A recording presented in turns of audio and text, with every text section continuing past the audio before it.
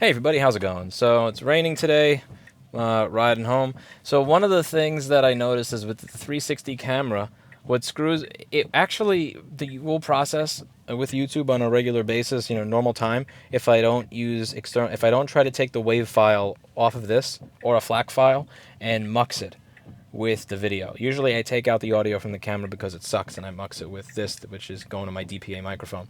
That does, but with the normal camera like the DJI, even 4K 60, it'll work just fine. But with the 360 video, for some reason, when I mux external audio in, it confuses the crap out of it. So I have stopped doing that. You may also notice that there's people behind me honking, even though the light is red.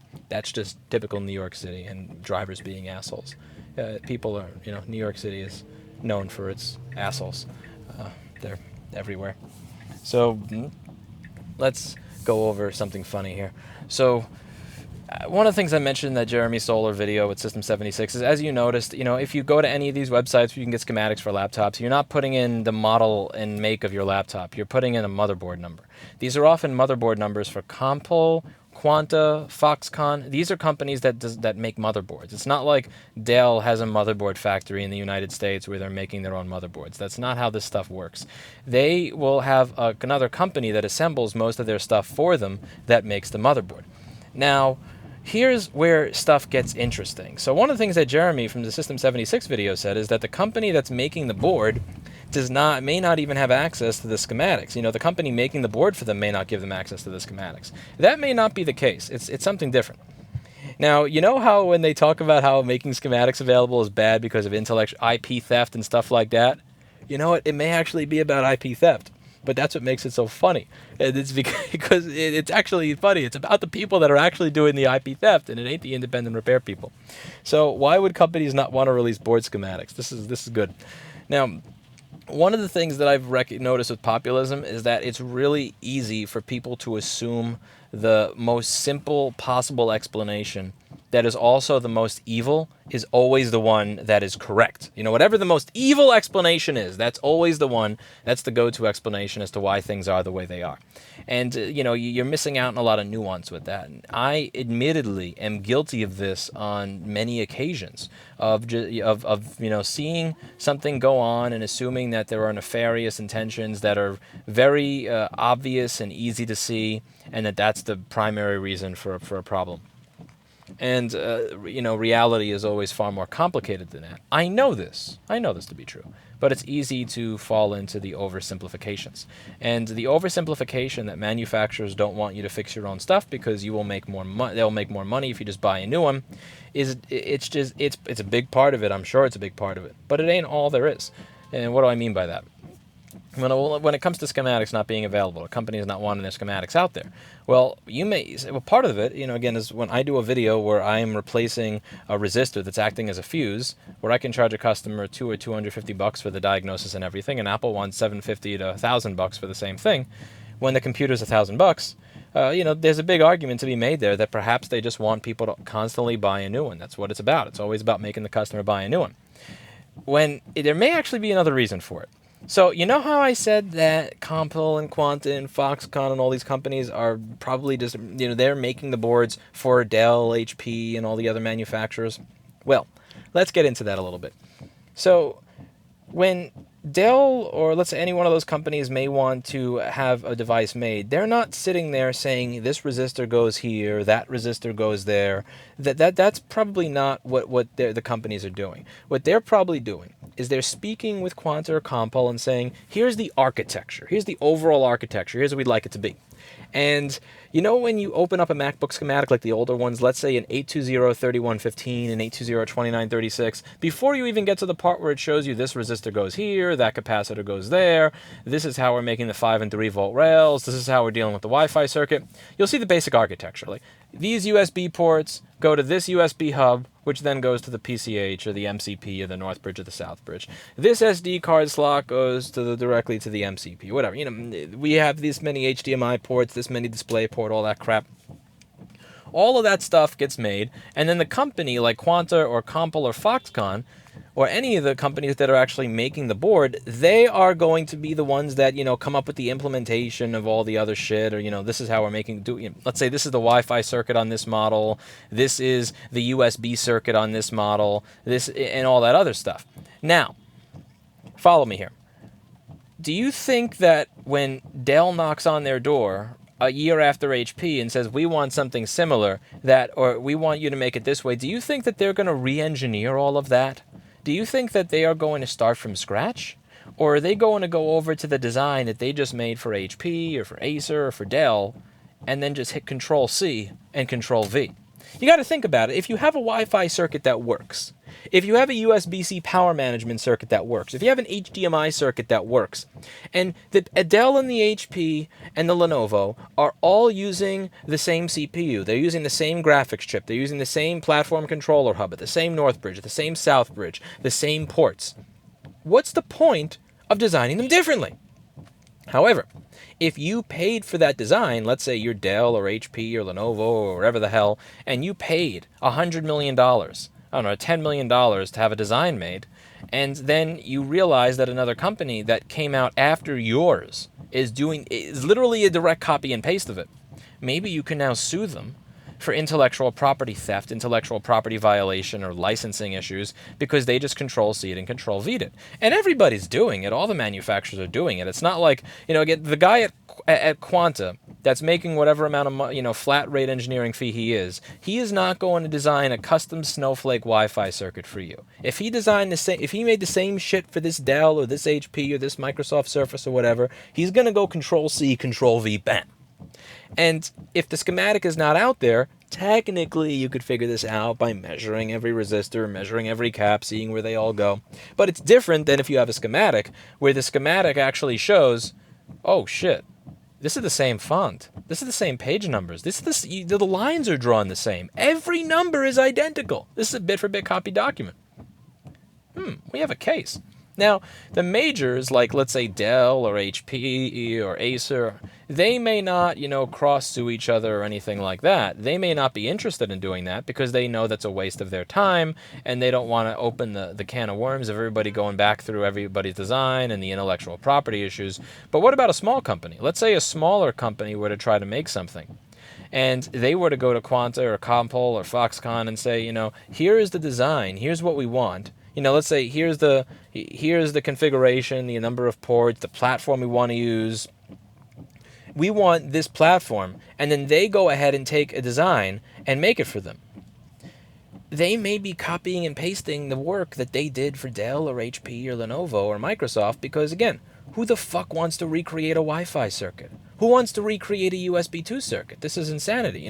This is the same shit that's been used for 20, maybe 25 years. It doesn't make sense to recreate it again. One of the problems I talk about with Apple all the time is that they'll fuck up the things that everybody else figured out how to get right years ago. Like, let's say we're just talking about, I don't know, a screen cable to get the backlight to their screen. They come up with these crazy new innovative screens where everything is glued together, and, God bless them, their screens look better than a lot of other laptops. But the cable is too short. And they didn't realize the cable was too short until it was out in the wild. Now, why is that? Because they weren't using a time-tested, proven design. They have these crazy new designs that they create where everything is new and exciting and thin and slim and great battery life. But there'll be these things that screw up. They don't screw up on other machines because they're reinventing the wheel all the time. So it doesn't make sense to reinvent the wheel. It doesn't make sense to spend time and money and effort that you could spend taking your wife out on a date or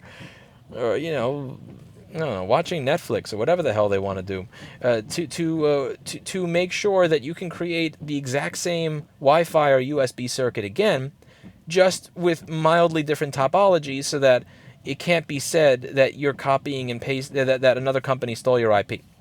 Now, if schematics are not made available, think about it. Here's where it comes in. If schematics are not made available because that's not an industry norm anymore, then you can't really see it. And if you can't really see it, then it doesn't really matter. It's kind of like the people that used to sell weed in the building that I used to be in. Everybody knew that they sold weed. It was a common process. It's just you never saw it happening.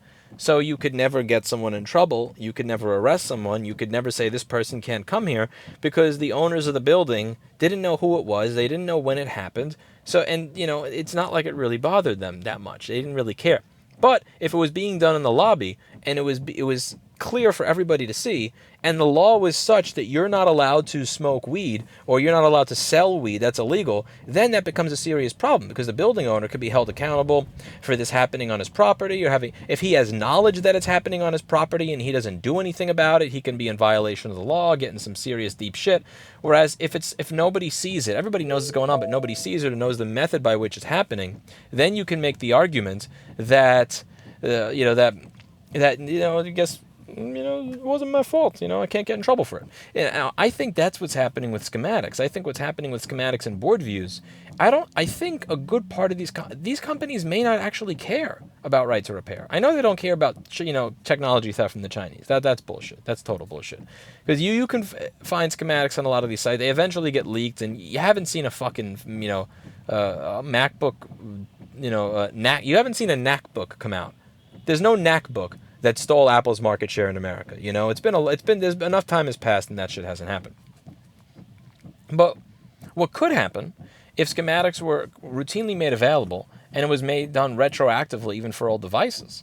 What could happen is companies start looking through the back catalog of every other company's devices and then realizing, wait a second, we were the first ones to pay Quanta for this circuit, and you have the exact same circuit.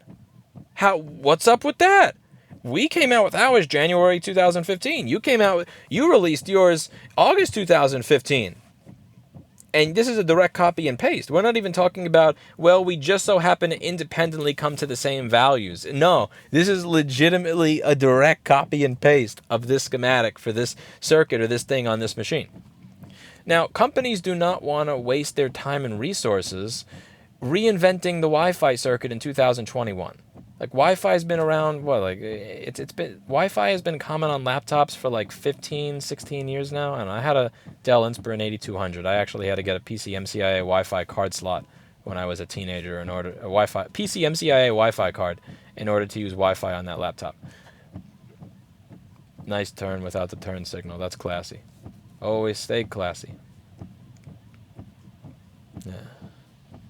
I know it's cheesy, but I use my turn signal.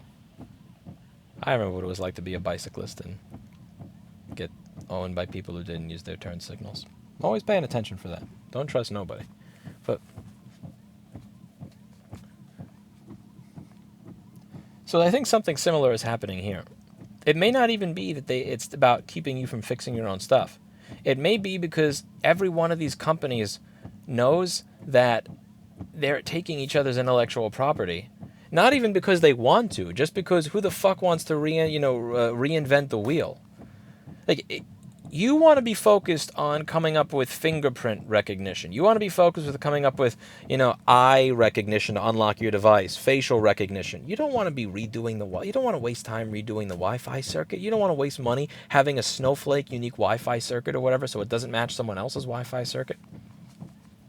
And the way this works is even if you have a good chance of winning in court, who the fuck wants to end up in court?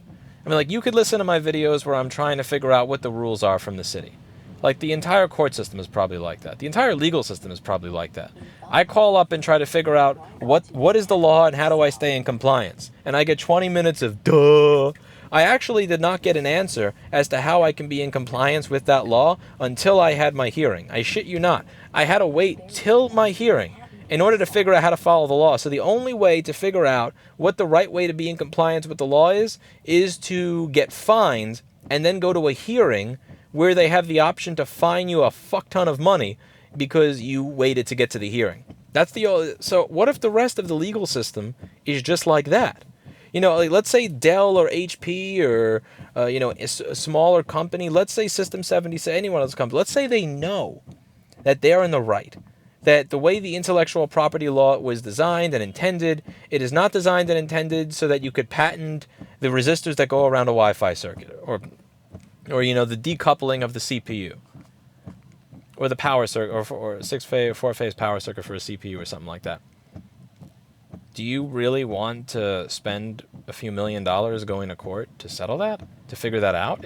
Do you really want to figure out if the law match it or matches what the way that the world should be? Do you want to figure out if the law or the judges are rational? And above all, do you want to waste your legal time on that? Probably not. So the best way to go about that is to just hide the schematic, never publish it, even if it's something that would be essential to diagnostics and repair. Don't put them out there for people to find. Because if you put them out there for people to find, then it's also out there for your competitors. And it's not out there for the competitors to steal IP. That's the best part. That's not what it is. It's out there so that they can confirm that you were the one that was stealing IP, and that's what makes it so fucking funny. So the whole argument against right to repair is intellectual property is valuable, and this would result in IP theft, when the reality is probably that IP theft is already occurring, but right to repair passing so schematics could be released would confirm that IP theft is occurring, and that is why it's being opposed. But the people that are opposing it for that specific reason are the very people who are responsible for stealing IP. Now, personally, I don't give a fuck. I don't care if an HP laptop, uses the same 100 kilo ohm pull down resistor on some signal for some reset IC somewhere as a Dell. I don't give a fuck. And if our intellectual property laws are written in a way where companies can sue each other for decades over this kind of stupid shit, the way that Samsung and Apple were going back and forth 5 to 10 years ago, that's fucked up, and that needs serious reform. That needs serious change. Because not only are the intellectual property laws hurting innovation at that point, they're actually so bad that they are preventing documentation from being released that would showcase that they're being disobeyed in the first place. They're incentivizing that. Like intellectual I'm not an attorney or a professor or an expert in intellectual property law of any kind. I want to make that clear. I'm just a dude yelling as he drives his meme car. But in my unprofessional opinion, intellectual property legislation in this country is totally fucked. And nobody wants to dig into that shit and untangle it.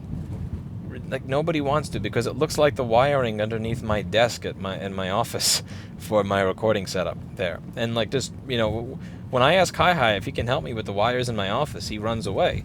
And I understand why he runs away, because no good human being should have to deal with it.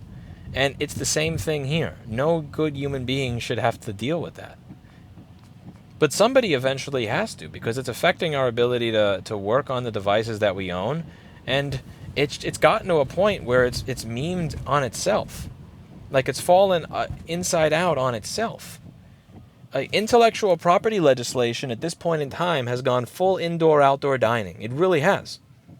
We can't allow repair people to see schematics because those schematics will demonstrate are bad for intellectual property, because people will steal intellectual property.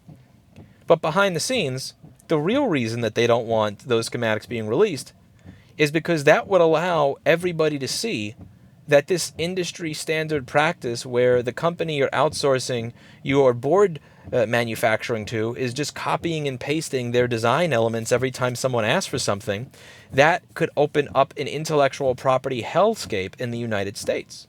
Because intellectual property legislation in China or, Hong Kong, Taipei, is different from intellectual property legislation here in the United States. Can you imagine the can of worms that would open? Because, to be clear, I'm not blaming the dude in China that says, these two companies have asked me for virtually the exact same shit.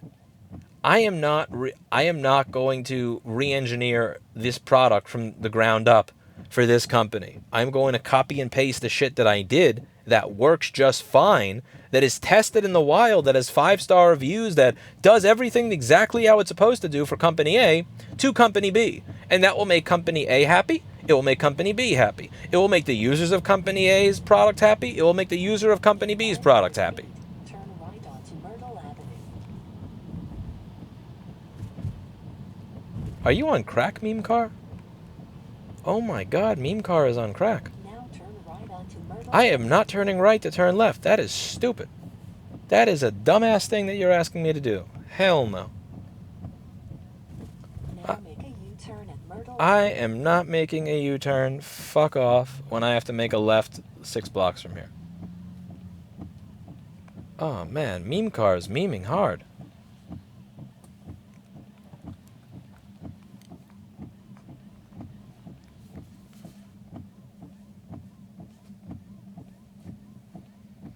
But like, it just gets interesting to dig deeper and deeper into this, and I really appreciate the fact that I get to speak with more and more people. I got to speak with Jeremy from System 76 last week. I got to speak with some other manufacturers of electronic products, people that got, had the opportunity to work at Facebook when they were going through this back and forth shit with the Oculus, people that were privy to what was going on with Samsung and Apple. It's really interesting to just keep peeling back more layers of the onion and realizing just how stupid this all is, just how stupid this all gets. And like, it's just, how do I explain this to a legislator? I can barely explain the stuff as I currently explain it without their eyes just glazing over and realizing that they just give up. Because most of them don't understand it. When you finally get a legislator to understand the most basic concept of right to repair, once they understand it, then you have to fight with the fact that they don't want to understand it because the salary of the people that keep them in office depends on them not understanding it. The lobbyists that hang out with them and help them raise money for their re-election campaigns and all that shit, their salary depends on that legislator that they're helping raise money for probably not understand anything, not understand what right to repair is. So even then, if you get past all that, then I have to explain to them all of this backroom industry bullshit, where I'm not able to provide citations because the people who are willing to tell me this type of shit are people that are not really all excited and gung-ho to go on the record about it. Kind of like the person that was telling me how my parts were probably getting to me. It was a gentleman who was a high-level executive at Intersil 10 years ago. It was really cool meeting him. That was one of the high points of working in this industry. Getting to meet a VP of Intersil, like an actual, on their website at the time, senior VP of Intersil, getting to meet him, have lunch with him, shake his hand, talk with the industry, talk about the industry with him when I was 22 years old. Like, man, that was cool. That was cool. I'm going to remember that for a really long time. I learned a lot from that talk. It also just shows just how dirty all of this and this whole thing is. It's like, when I hear people say, these people want to steal our intellectual property. They want to steal the intellectual property. They don't want you to own the designs that you make. They don't want you to be able to make money off of the designs that you came up with. But the very reason that they're concerned is because they are outsourcing. They're not coming up with the design. They're outsourcing the coming up with the design. And then the guy who's coming up with the design is copying and pasting the shit that he made for someone else. And you're worried that people are going to find out that you're stealing rather than that. Oh my God. It's so funny. And that's the thing when I talked about with populism. It's like, what you think is this evil and nefarious thing could really just be some programmer, some engineer is just lazy and doesn't feel like reinventing the wheel each time someone comes to him and says, make me something that connects to the internet that has video output.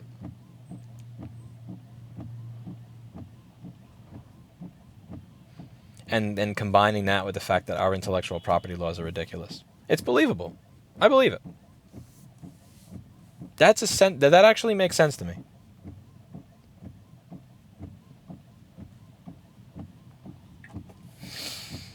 That makes sense to me. It's dumb. I wish it wasn't the way it was.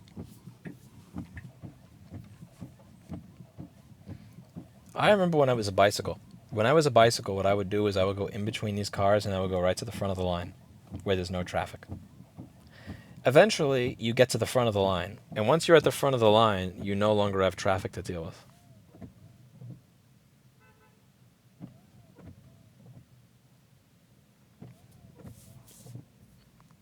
But here there is traffic to deal with.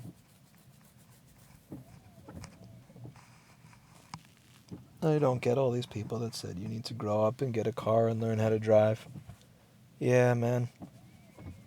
Why would I want to be a kid and get home in 13 to 16 minutes when I can be an adult like you and take 45 minutes for the same trip?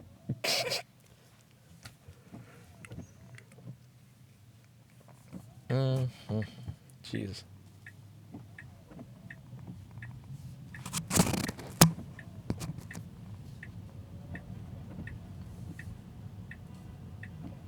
Listen to the honking. Isn't it beautiful? Yes. Yes. I would happily fly over all these cars. You know, I have a button that allows me to do that. I'm just not doing it to be an asshole. Bear left onto Fulton Street. Hush, meme car.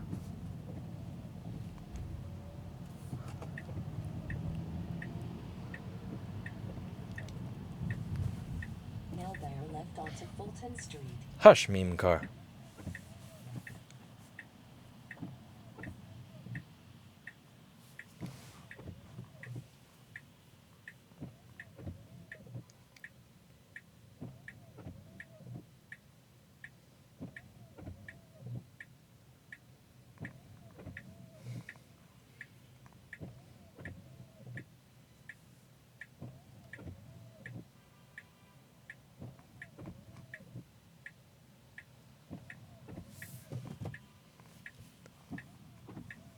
As you can see, even on a Sunday afternoon, usually not that busy, there are a lot of people out. A lot of people driving, a lot of traffic. So people do appear to be getting back to their lives. I don't think people are waiting for Cuomo and de Blasio to tell them that they're allowed to start living again. And good on them. Good on them. Bro, what the fuck? the...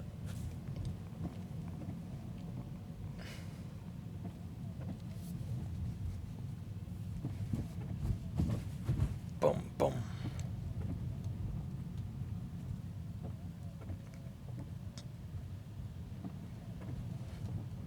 There are some fancy schmancy apartments that nobody can afford to my right. I guess you may be able to afford it if you get the cheapest, shittiest, tiniest one they have. It's like this little 300 square foot looking box. Horrible.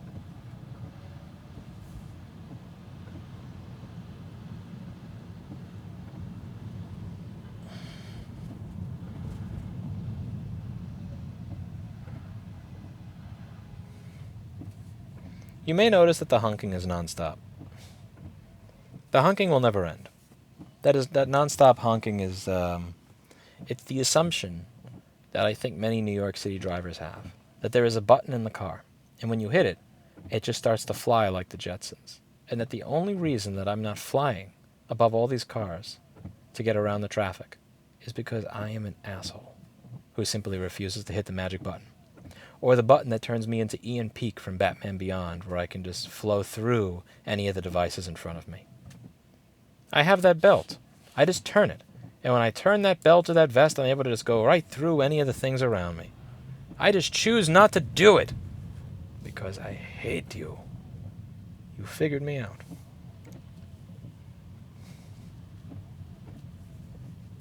One of the things my driving instructor told me when I was practicing, he was actually a really good dude. I'm a horrible student when it comes to stuff like that. It's really weird because I do all these super hyper complex things on a regular basis, but when it comes to the most basic shit, I'm a complete dumbass. But he's, essentially said you should never, ever change the way that you are doing something because of idiots honking at you. Like, never allow someone else's honking to rush you or make you change how you're doing something, because that's how accidents happen. And it makes sense. Anyway, I will see you all later. Let me know what you think of this little conspiracy theory down below. I think I'm onto something here. I really do think I'm onto something, and I just think it's hysterical. It's this constant case of you're being accused of what they're doing. Like, always accuse the other side of what you yourself are doing. Like when they said there are people that stand to greatly profit from this legislation. It's like, yeah, motherfucker, you plan to profit off of not, you plan to profit off of this not passing. That's why you're fucking paying people hundreds of thousands of dollars to be here. We're stealing intellectual property. Yep. Anyway, I will see you all in the next video.